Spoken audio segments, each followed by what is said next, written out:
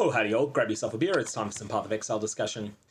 Today I wanted to have a look at the metagame of Expedition League in Week 5. But what I wanted to do was raise a focus in on one specific aspect, and that is the popularity of flasks, and specifically unique flasks. So, the website POE.ninja tracks GGG's published ladder. And this ladder provides information on the characters that are the top 15,000 by experience at any given point in the league. And from this, they've deduced that there's 14,405 characters at level 96 or higher. All of those that have a publicly available profile, POE.ninja has pulled all of the items that they've got equipped on them and has run a little bit of a comparison to get a sense as to what items are popular. I want to go through that and discuss why these items are popular and which ones you should consider using yourself. So firstly, you've got Bottled Faith is the most used flask on very high level characters. I'm going to use very high level to refer to level 96 and up characters at the moment, with high level being 85 and up. So Bottled Faith is ridiculously good. It's a very rare drop. It only comes from the Cortex unique map and from Maven's Invitation the Feared. Maven's Invitation the Feared is the hardest fight in the game and requires doing the Cortex in order to get to it. And the Cortex is no pushover either. It's probably a little bit harder than Uber Elder, at least in my opinion. A lot of other people will disagree with that and say Uber Elder is harder than the Cortex, but they're reasonably comparable in difficulty. And this is one of the rarer drops from it. But the main thing that keeps this flask expensive is the fact that it is the only real reason people want to do the Cortex. So this is a super expensive item. Every critical strike build wants it. If you're not playing a critical strike build, you might still consider using it for the line Consecrated Ground created during effect applies 7 to 10% increased damage taken to enemies. So yeah, this is a really, really, really good flask. It's been the best flask in the game prior to the 3.15 nerfs that it got. Despite the nerfs, it is still the best flask in the game. And if you can afford this, you should be using it on most builds. Rumi's Concoction comes second. This is a tremendously powerful defensive flask. It was nerfed pretty hard in 3.15, and it says something to its extraordinary power that it is still one of the best flasks in the game despite those nerfs. This flask is frequently used in conjunction with an Instilling Orb an Enkindling Orb in order to amp up the numerical values of its mods. And to add flask effect at the expense of it not being able to recharge charges during use. And then it's preemptively used in a context where you think you're in danger. And that's its primary use case, but plenty of people have found other good uses for it as well. One other thing people often do with it is just simply set it up to be used, to be triggered by taking a savage hit. And then if you do get chunked pretty hard for a lot of your life, Rumi's Concoction comes up and can help you block additional attacks. So really good flask. It's always been good. And this is a flask that's had 3 massive nerfs over the years. The original version of this flask was so unbelievably broken, it was just not funny. But even the version that exists in 3.15 is still really good. And it's second best flask in the game at the moment, in my opinion. Next up is Cinderswallow Urn. This probably took the biggest nerf of any flask in 3.15. It used to recover life, mana, and energy shield after you killed an enemy. Now it recovers one of the 3. But the fact that life gain on kill is such a strong mod to have while clearing makes Cinderswallow Urn remain a very, very, very powerful item. This is a somewhat deterministically farmable item. It comes from Katarina, but because there's now 3 different versions of it, one for energy shield, one for mana, one for life, it's only really the life version that's popular at the moment. One thing I'd like to point out about this item is that if you do like what Cinderswallow Urn used to do, the unique chest armor Shadowstitch is something that still exists in the game and that has the old version of Cinderswallow Urn. So life, mana, and energy shield recovery on monster kill, all on one item, and actually has higher numbers than old version Cinderswallow Urn used to have as well. So that's something to consider. But Cinderswallow Urn is just a really good item still. Mostly just to have that life continually trickling in. You're gaining 140, 150, 160 life every time you kill a monster during mapping. This means that essentially if a monster doesn't one-shot you and there are trash monsters around, then that monster's hit has done nothing to you. And that's why Cinderswallow Urn is so good. Dying Sun comes up next, and this had its duration hurt quite a bit in 3.15, but it's still one of the best flasks in the game. The only reason it's so cheap this league is because people are running the Shaper in order to get access to the Uber Elder fight, and that's been the case for the Shaper for a while.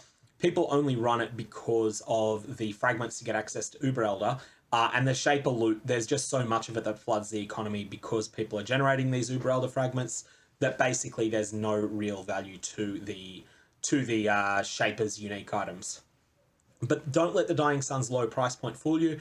It's a very good flask. It's the fourth most widely used in the game at the moment amongst very high level characters, and that's because it's really, really good.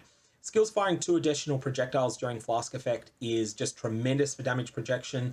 And one thing that's common with this flask, and this is something that's a little bit of an oddball case compared to most of the other flasks on this list, is that it is pretty common for players to use 2 copies of this flask. Because it's such a powerful effect and because its uptime is not all that high, you'll often see someone using 2 copies of Dying Sun in conjunction with the Overflowing Chalice in an attempt to always have one of their Dying Suns active.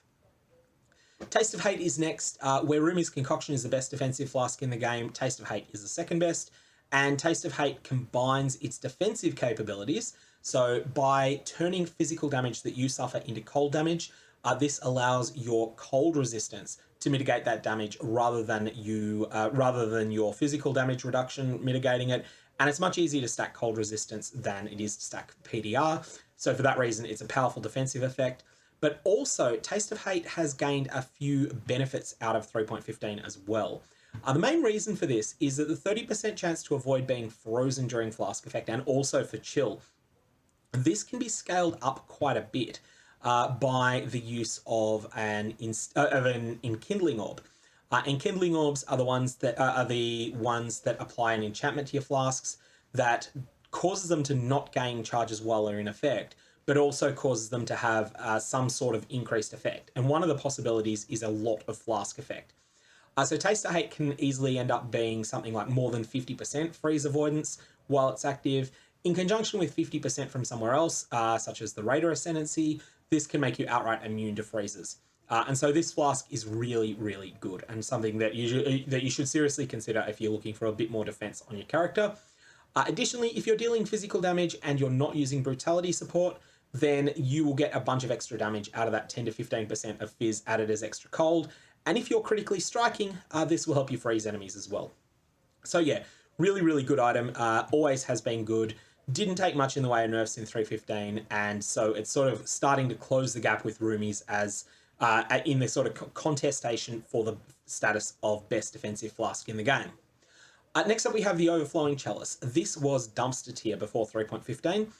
What changed was that flask charge recovery became much more difficult, and the Overflowing Chalice helps with that. So a lot of builds are using the Overflowing Chalice with a trigger to reactivate in various circumstances, or just manually as the only flask that they're reactivating, and then they are using that in order to keep a higher uptime on powerful flasks like Dying Sun and Cinderswallow Urn and Rumi's Concoction and Bottled Faith. So the Overflowing Chalice has gone from complete dumpster tier to really good in 3.15. Atziri's Promise is next. This flask will be more popular when we're looking at lower level characters. It's a really good flask that, generally speaking, is second to Bottled Faith in the offensive damage flask slot. And generally, people will use this until they can afford Bottled Faith. This is not always the case. There are some builds that prefer Atziri's Promise all the time. There are some builds that will use one of them and never use the other. But generally speaking, people will use this until they can upgrade to Bottled Faith at some point. Atziri's Promise provides a considerable amount of damage if you are dealing physical and or elemental damage, and also provides just a small but significant amount of Chaos Leech, which is surprisingly relevant when Atziri's Promise is providing you with a bit of Chaos damage on the side. I've always liked this flask. It was nerfed a bit in 3.14, but in 3.15, but not gutted. Wise Oak comes in next, and this is one of those flasks that asks you to jump through massive hoops. If you can get all 3 of your uncapped elemental resistances to the same number and keep them there, then the Wise Oak will be a tremendous flask for you. If you can't do that, then it's not worth it.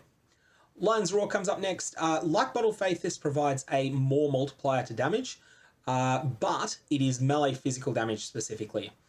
Basically, if you can get a lot of benefit out of that more physical damage, then Lion's Roar is fantastic. However, Lion's Roar has a couple of drawbacks as well. Knocking enemies back and causing them to flee is just not something you want to do on a lot of builds. It's powerful defensively, but it's also really, really annoying, and it will slow down your clear speed and sometimes just cause enemies to do unpredictable things.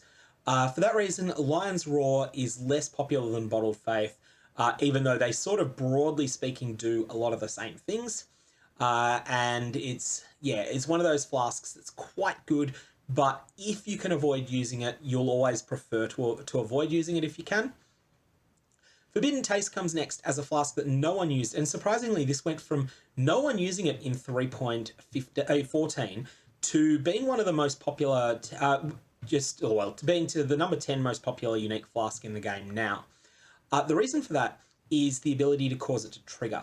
So this flask recovers an enormous chunk of your life on use. It's actually been nerfed since 3.14. It used to have 8% of maximum life taken as chaos damage per second. It now has 25%. So that is a huge nerf there. But the reason that it's good is that you can now trigger this to take effect when your character suffers a savage hit, and doing this is really strong. Suddenly, that first hit that was possibly going to kill you now just jumps your life up to absolutely full, assuming you can get a flawlessly divine Forbidden Taste. And if you can't afford a flawlessly divine one, then it's going to recover you to full unless the savage hit took you to 3% of your life or lower.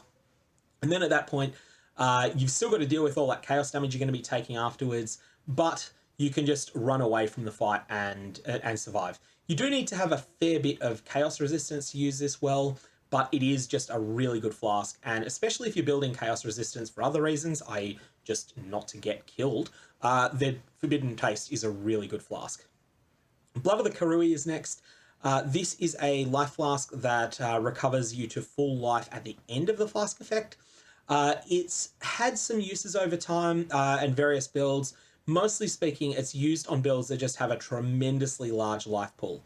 If you're using Kalam's Heart, you should seriously consider Blood of the Karui, and it'll have a few other niche uses as well.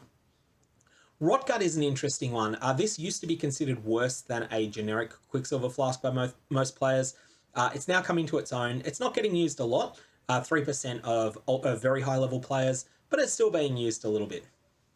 Also being an item that is a Quicksilver flask, it can be caused to trigger, it can be enhanced with Instilling Orbs now. I think it's in a better spot than it was in the 3.14 game. Gyara's Determination and Lavinia's Spirit and Elixir of the Unbroken Circle and Writhing Jar sort of round out the popular flasks. Kiara's Determination is really, really good, but has a very short duration. It's something that you should consider using if you're having trouble with freeze, chill, curses, and stuns, but it is something that is only going to last a short period of time unless you can scale up duration via other means. Lavinia's Spirit solves all your mana issues while it's running. It's basically a Veil Clarity in a bottle, and it's something that has a high opportunity cost because obviously it takes up a flask slot, but is a really good way of solving any mana issues you might be having. Really good on Trapper builds. Elixir of the Unbroken Circle is one of the new unique flasks. It's the most popular of them. I wouldn't say it's particularly popular, being used by 2% of players at very high level, but it's interesting. It recovers any ward that you might happen to have on use, and also it turns all of your endurance charges into life, but then it will recover endurance charges during the flask effect. And last is Writhing Jar. You use this on builds that need it. If you're playing a build that needs it, you know you need it. And then we have the flasks that are being used by less than 2% of the player base, which all have their uses. And pretty much every flask is on this list now, every unique flask. Coruscating Elixir is my pick of the most underused of these. This is a very hard flask to use, but a very powerful one, in it provides an alternative to Chevron's Wrappings and the Ivory Tower for mitigating chaos damage, and it can do some really disgusting things in conjunction with Instilling Orb enchants and in conjunction with the Forbidden Taste flask. So what you can do is you can set up a situation where you have an on Savage hit, trigger Coruscating Elixir on one flask slot, and then in your next flask slot along, you have on use of an adjacent flask, use the Forbidden Taste. This combination, what it will do, let's say that you are a hybrid build with 4,000 life and 4,000 energy shield. Your Coruscating Elixir will go off first, and let's say that the Savage hit that you took you down to 3,000 life and 0 ES. So you're at 3,000 life and 0 ES. Coruscating Elixir goes off, and you're down to 1 life, and you have 2,999 energy shield to trickle in over the next few seconds. And then at that point, your other flask goes off, your Forbidden Taste, recovering you to full life, from 1 life all the way up to full, and then adding this Chaos Damage over time effect to you. Chaos Damage over time will affect your energy shield rather than your life because of Coruscating Elixir's effect. Generally, all around a really powerful effect, and I highly recommend trying those two flasks together if you're playing anything close to a hybrid build in this league. Okay, so that is the very high level characters. What changes when we drop down to the lower level characters? Here we are going to be looking at characters from level 87 through 95, and they're also selected in such a way as to get a variety of ascendancies and a variety of primary skills. So you'll see that Lion's Roar and Rumi's Concoction are at the top. Lion's Roar and Rumi's Concoction are more accessible than some of the more chase flasks, and that shows here. You're not seeing people running Bottled Faith, and that's mostly because players in this level bracket are less likely to be able to afford Bottled Faith. Overflowing Chalice is still everywhere. Atziri's Promise is still everywhere, especially because it's really easily solo farmed. A Dying Sun, a lot of the characters here might not be Shaper capable. Obviously, lots of them are. I mean, I'm in the top 9. I'm in the 94 bracket actually at the moment, and I've done Shaper a couple of times this league. So lots of these players will be Shaper capable, but the ones that are close to 87, many of them might not be familiar with the fight or whatever, and so they're maybe not capable of earning a Dying Sun themselves, but it's something that's very easily traded for in this league. Then we see Cinderswallow Urn, again something that's very easy to get your hands on this league, or well, just by virtue of doing Katarina. So that's widely used. And then you've got Wise Oak, Bottled Faith, and Taste of Hate, sort of filling out a lot of the rest of the top 10. Ultimately, it's the same sort of list as you see over here, with the exception of the really, really rare items, mostly Bottled Faith, really expensive stuff, being mostly removed from it. Anyways, that should give you a bit of a sense as to what's being used.